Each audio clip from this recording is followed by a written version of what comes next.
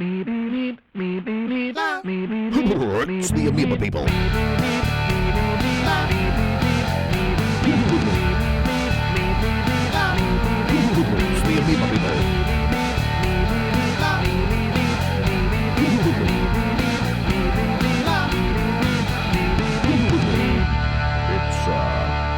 Amoeba People.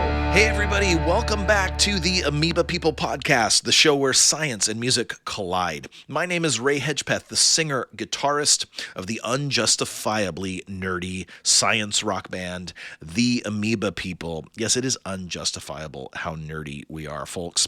And here we are with episode 7 of our second season. This season, as you may know, we're featuring our audio cartoon, which tells the story of how we came from the planet Crouton to your planet, and of our many scientific and musical adventures across the planet. Today's episode, I've got 2 words for you. Alfred Wegener. Woo! Need I say more? Probably not, but you know I will. The Amoeba People get to meet the legend himself in this episode. And wait till you hear what happens when we transmit our song Continental Drift about Alfred Wegener back to our home planet Crouton. You are going to love it. Also, don't forget to pay a visit to our website, theamoebapeople.com. No pressure, of course, but if you want to head on over there after this episode, pick yourself up a nice Amoeba People t-shirt designed by Mr. Jordan of the Amoeba People. Maybe some stickers too. That really helps support what we do financially. And also on our website, theamoebapeople.com, you can find our music, videos, radio show episodes from our KLBP radio show, and tons of other fun stuff, including geology dance moves with Mr. Mosley. It's pretty epic. Okay, without further ado, here's this week's installment of the Amoeba People Audio Cartoon. For decades, humans have transmitted radio wave signals deep into space. Little did they know advanced amoebic life forms on the planet Crouton received these transmissions with great wonder and curiosity. The Croutonian Council voted to send their musical ambassadors on an expedition to this distant world to investigate. These are the scientific and musical adventures of the Amoeba People.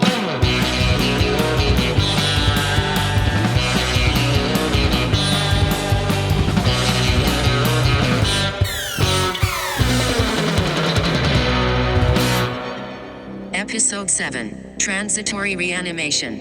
In our last thrilling episode, the Amoeba People received an urgent message from Werner Herzog regarding the mysterious Oracle of the Theremin, rumored to be hidden in a sacred Nepalese mountain. The Meebs used their new teleportapody to join Herzog and visit the Oracle, which opened a portal between Earth and the Amoeba People's home planet of Crouton, and rewarded the travelers with tasty strudel. As the Amoeba People and Werner Herzog were enjoying their fresh pastry, General Gobsplotch and his dim-witted, subservient Meebling minion were accosted by a team of Elon Musk's goons.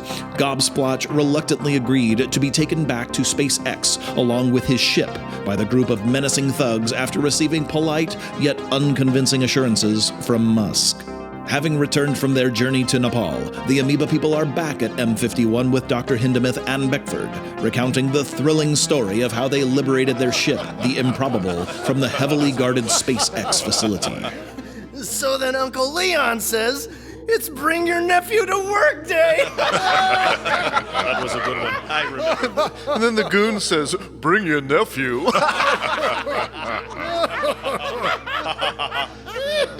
Boy, Beckford, your crazy Uncle Leon really came through this time. I'd say he's redeemed himself from that wacky performance he and his band Blind Donkey gave at the M51 grand opening event. Well, sir, fortunately, the attendance that day was rather, modest. I have to admit, I was disappointed that nobody showed up.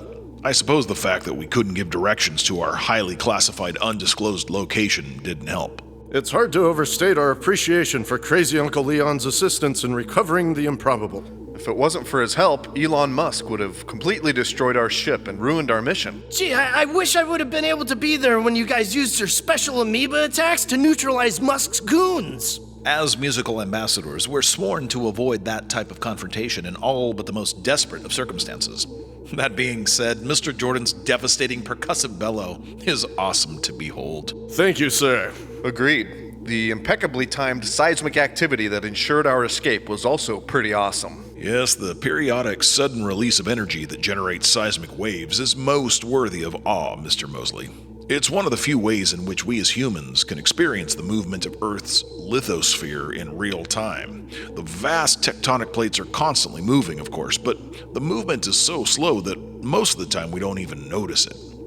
When I think of plate tectonics, I'm always reminded of the tragic tale of Alfred Wegener, the man who proposed his theory of continental drift, only to be mocked and rejected by the scientific community of his day. I'm not sure about you, Meebs, but it sounds to me like this tale is going to be excellent material for a new song. I was just thinking the same thing, Mr. Jordan.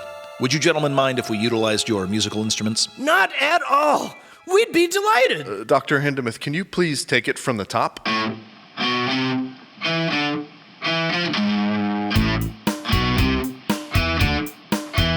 In the year of 1910, there was a scientist whose name was Alfred Wegener.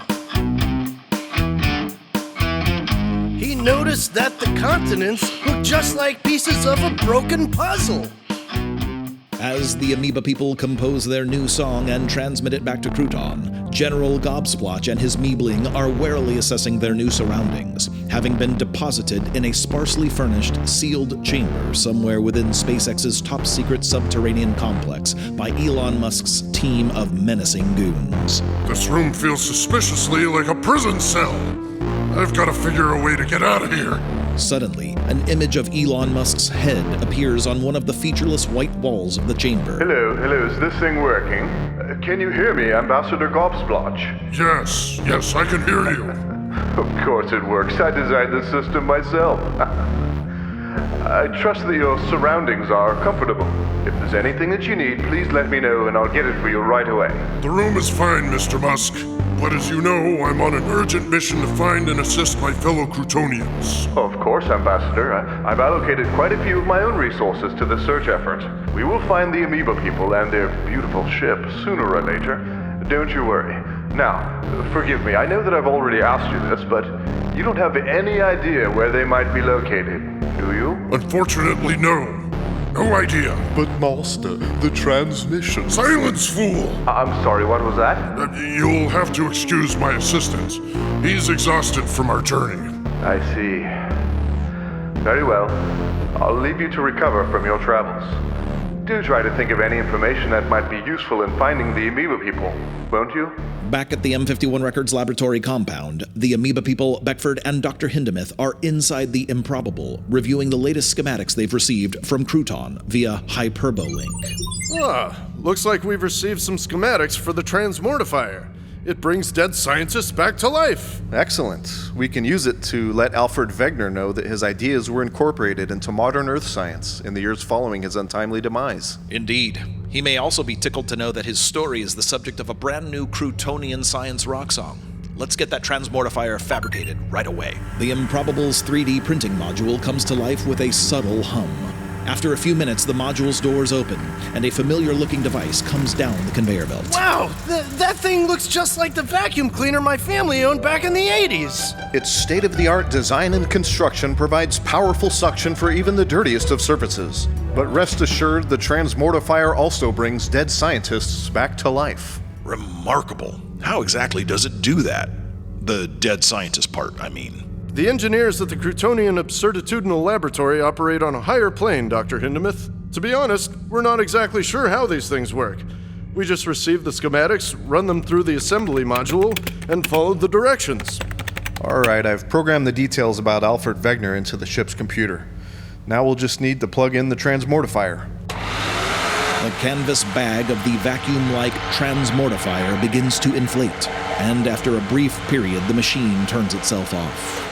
As the Amoeba People, Dr. Hindemith and Beckford look on, the vacuum bag begins to squirm, and a muffled voice can be heard from within. The program seems to have run successfully. I'd better let him out. A man wearing Arctic weather gear climbs out of the vacuum bag head first. His heavy fur parka and sealskin boots have a light dusting of snow, and his bearded face is weathered and cracked from exposure. By the frozen beard of Old Man Winter! A man bigger than Dr. Hindemith just crawled out of a bag the size of my mandolin case. I've got to get back to West Camp. must get to West Camp. Mr. Wegener? Huh? Mr. Alfred Wegener! Yes. Wegener, I am Alfred Wegener. I must get back to West Camp. Mr. Wegener, we are the Amoeba People. We'd like to talk with you about your ideas regarding continental drift. Yes, of course. Forgive me, it's as though I was dreaming just now. I'm so very glad you're interested. The idea that the Earth's continents move over long periods of time may seem revolutionary, but the evidence is quite extensive. You see, it seemed to me that if one could provide evidence from fossils and landforms, one could construct a hypothesis that shows once and for all that the continents had indeed been together at one point and have since drifted apart. I call this supercontinent Pangea. Sounds exotic. Yes, it's a Greek word that means all land. I discovered that if you take various maps of Africa and South America, maps that show coal deposits, maps that show mountain ranges, maps that show types of fossils found in those regions, you could easily see that they fit together like puzzle pieces. For me, the most powerful piece of evidence was fossils of mesosaurs and glossopteris. Mesosaurs are found in Africa and South America in the same geologic rock layer, thousands of miles apart. The mesosaur was a freshwater reptile. It could not have swum thousands of miles from Africa to South America, and my idea was that the mesosaur must have lived in the same location and then died off, and that's where the fossils formed. And then, much later, those continents drifted apart. And that's why fossils can be found on different continents, separated by a vast ocean. And the same was true for Glossopteris, a plant fossil. But alas, the evidence I gathered and then published, it was all ridiculed, mocked, made fun of even. Some scientists took the idea seriously and thought it should be explored further, but most just felt that since I could not explain the mechanism that caused the continents to move, that my hypothesis was just an interesting idea, nothing more. I see you have a piano. May I? Is this on? You see, I mistakenly thought the mesosaur fossils and even the tropical Glossopteris plant fossils found in Arctic regions might be enough, but they weren't.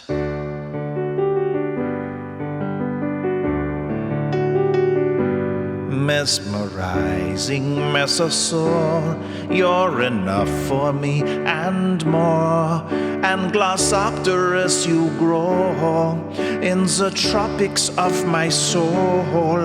Oh, evidence, sweet evidence, sometimes you're not enough.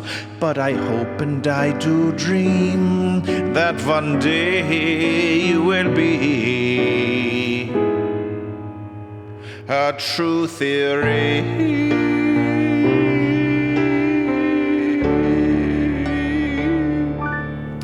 Very nice. Fantastic. Wow, Mr. Wegener, that was beautiful. Bravo! Now, this is going to sound strange, but we're visiting you from the future. More accurately, you're visiting us from the past. We've brought you here to let you know that years after your untimely death during the 1930 Greenland expedition, your ideas took hold and became a very important part of modern geology. You're a celebrated man, Mr. Wegener. You may also be pleased to learn that you're the subject of a brand new interstellar science rock song. I have a feeling this one is going to resonate with educators and their young pupils pan-galactically. An entire genre of music dedicated to rocks. The future sounds fascinating. This is all so overwhelming. Oh, thank you for the visit. Amoeba People, was it? Now, if you'll excuse me, I really must be getting back to West Camp.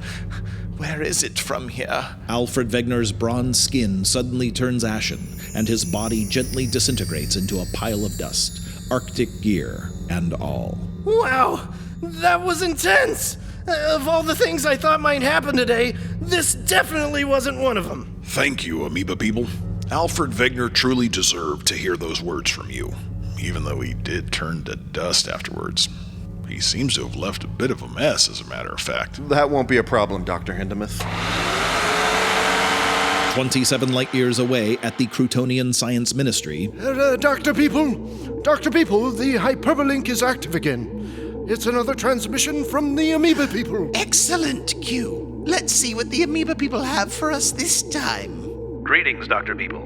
In response to your recent message, we have neither seen nor heard from General Gobsplotch since we've been here on Earth.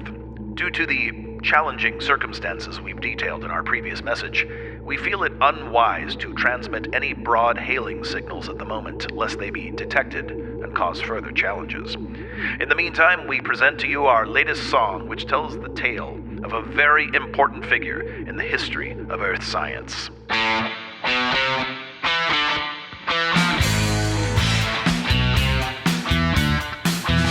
In the year of 1910, there was a scientist whose name was Alfred Wegener.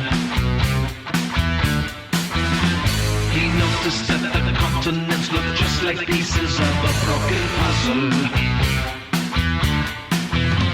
By 1915, he called it continental drift. It caused a rift with his fellow scientists who sang, "Ha ha, Alfred Wegener, you are a crazy man. Ha ha, Alfred Wegener, you are a crazy little man."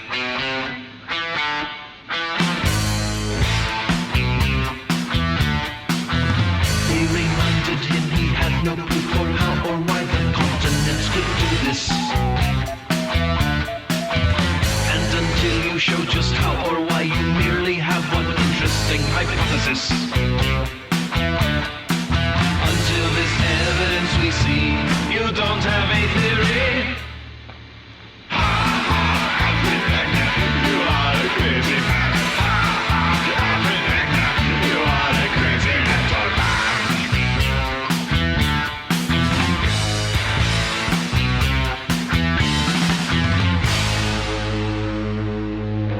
In the year of 1930, on an expedition to Greenland, Wegener got caught in a blizzard. When they finally found him, it was much, oh, much too late. And they buried him in an icy mausoleum.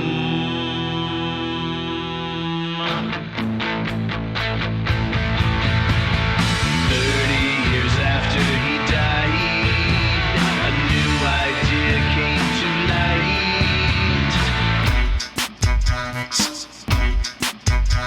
It changed the way geologists saw the world and brought continental drift back to life. Now everybody sing! Alfred Wegener, you are a brilliant man. Alfred Wegener, you are a brilliant, brilliant man. Continental drift, Alfred Wegener's theory, continental drift. Alfred Wegener's theory, continental drift. Alfred Wegener's theory, continental drift. Alfred Wegener's brilliant theory.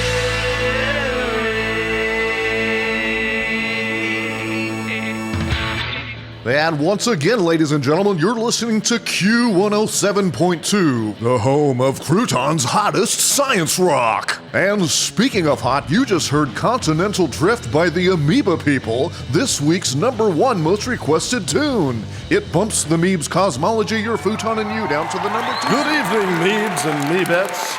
Tonight, our guest, Croutonian Minister of Music, Professor Glorp. So, Professor Glorp, do we really know anything about this Alfred Wegener? Do we, Professor? Well, not much, but we do know a couple of things. He was a scientist on planet Earth, and of course, well, you know. What? No, I don't know. What? Come on, you know. He was a crazy little man. Hey, okay.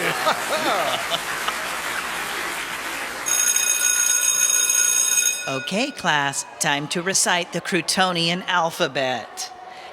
Gleep, glop, glope, glin. In the year of 1910, there was a scientist whose name was Alfred Wegener. Oh, you kids. Will the Amoeba People remain undetected by Elon Musk's marauding goons? What will become of the imprisoned General Gobsplotch and his obtuse Meebling flunky? Will Beckford continue to invent new and creative exclamations after seeing whatever the Amoeba People do next? Find out next time on the Amoeba People Audio Cartoon!